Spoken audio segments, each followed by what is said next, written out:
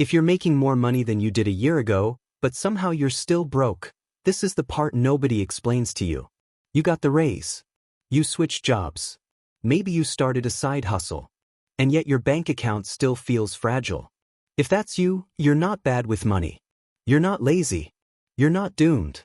But there is a reason this keeps happening. And if you don't understand it, you can double your income and still feel stuck. Let's talk about it. A lot of people watching this are starting from zero. Maybe you've got less than $1,000 saved. Maybe you've got credit card debt, student loans, rent that keeps going up, groceries that feel insane. And most financial advice out there? It's built for people who already have margin. Just invest more. Max out your retirement accounts. Buy assets. That sounds great when you're not choosing between paying off a credit card or fixing your car. So today, I want to give you a clear roadmap for why income alone doesn't fix being broke, and what actually does. Because wealth isn't about how much you make. It's about what happens after the money hits your account. First reason most people stay broke even when they earn more. Their lifestyle grows at the same speed as their income. You get a raise. You move to a slightly nicer apartment. Your car payment increases. You upgrade your phone. You eat out more. None of that feels crazy. In fact, it feels deserved. Here's the mistake. We treat raises like permission slips. If you go from making $45,000 a year to $60,000, that extra $15,000 feels life-changing. But after taxes, maybe it's closer to $10,000. That's about $830 extra per month. Now imagine rent increases by $400. Car upgrade adds $250. Subscriptions and lifestyle creep add another $150. You just spent the raise before it built anything. Here's what actually works. When your income increases, your lifestyle should rise slower than your pay. Not never. Slower. If you get an extra $800 a month, maybe you allow $300 to improve your life. And you force $500 to build your future. That $500 could be building a 3 to 6 month emergency fund, paying off high-interest credit cards, investing in low-cost index funds, which simply track the overall market, paying down student loans. Income gives you opportunity. Margin gives you power. Second reason people stay broke. They focus on looking stable instead of being stable. This one's uncomfortable. We upgrade visible things first. Clothes, apartment, trips. But we delay invisible stability. Emergency savings. Insurance coverage. Paying off debt. Investing consistently. Here's an analogy. Imagine two people both earn $70,000.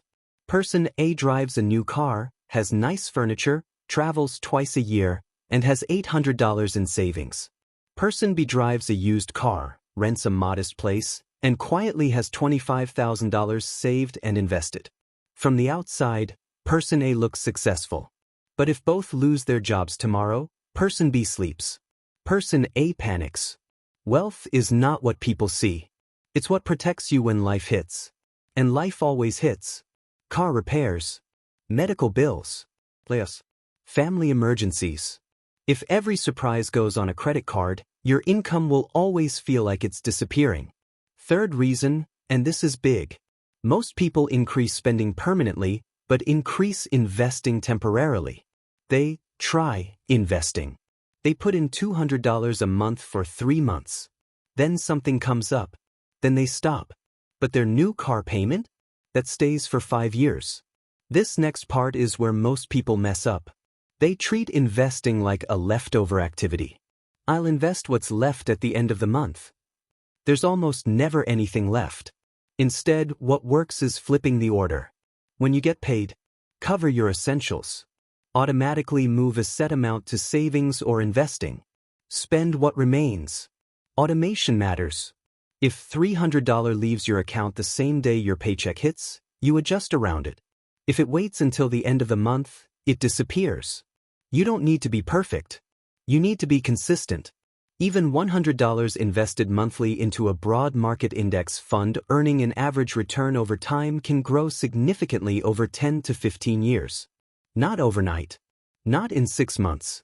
But wealth isn't built in 6 months. Which brings me to another reason people stay broke even with higher income. They underestimate time. We live in a culture that compresses everything. 6-figure side hustle in 90 days. Retire by 30. Turn $1,000 into $100,000 fast. For most people starting from zero, that's noise.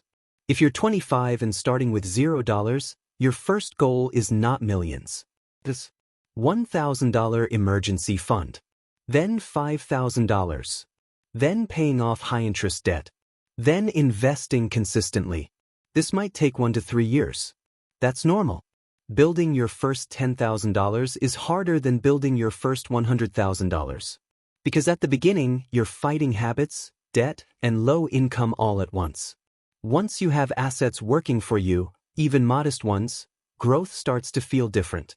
But if you expect dramatic results in 12 months, you'll quit too early. Another reason people stay broke. They confuse income with net worth. Income is what you earn. Net worth is what you own minus what you owe. If you make $90,000 a year but owe $80,000 in student loans, $15,000 on credit cards, and have no savings, your income sounds impressive, but your net worth may be negative. And that's okay. Many people start there. But wealth building starts when you track the full picture. Not obsessively, not daily, but at least twice a year. Sit down and calculate. Savings, investments, cash, minus, credit cards, loans, car debt. That number, even if it's negative, is your starting point. You can't improve what you don't measure. Now let's do a quick reality check. If you're earning more and still feel broke, here's what not to do.